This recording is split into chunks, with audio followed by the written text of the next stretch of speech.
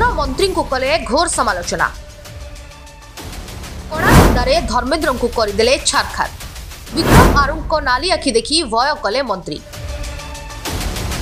केंद्र मंत्री धर्मेंद्र प्रधान को पूर्वतन अर्थमंत्री विक्रम आरुख समालोचना। केंद्र मंत्री धर्मेंद्र प्रधान भंजनगर दीहपढ़ाल आयोजित कार्यक्रम में बीजेडी सरकार को टार्गेट करने नहीं समालोचना करिसेंती पूर्वतन अर्थमंत्री विक्रम केसरी आरुख। गंजाम जिले में पानीय जल अव्यवस्था नहीं बीजेडी सरकार को आक्षेप करथिले केंद्र मंत्री धर्मेंद्र प्रधान। भंजनगर अंचल में जलाभाव नहीं बीजेडी सरकार को ऊपर प्रश्न उठाइथिले। यार जवाब रखिथिले पूर्वतन अर्थमंत्री विक्रम केसरी आरुख। महानदी जल प्रकल्प को नहीं पूर्व सरकार समस्त प्रकार उद्यम करिथिबा बेले अचानक सरकार बदली जाइथिला। भंजनगर अंचल प्रति पूर्व सरकार समस्त प्रकार पदक्षेप ग्रहण करिथिबा बेले एबे किंतु वर्तमान सरकार एथि प्रति गुरुत्व देउनाहाती।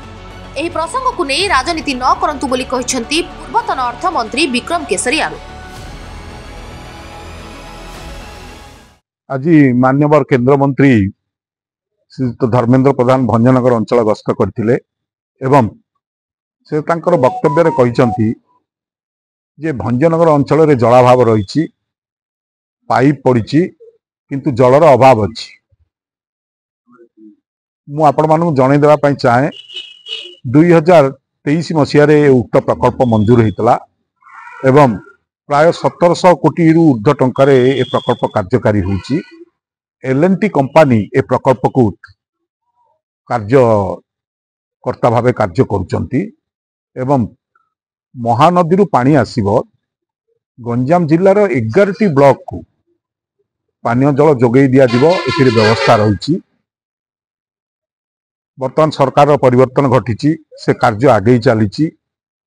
राजनैतिक उद्देश्य रखी ताको विलंबित न करी से प्रकल्प को तुरंत कार्यकारी करिवा पाई सरकार चेष्टा करंतु एवं ये अंचल होची आमर प्रिय नेता पूर्वतन मुख्यमंत्री नवीन बाबू को पैतृक अंचल।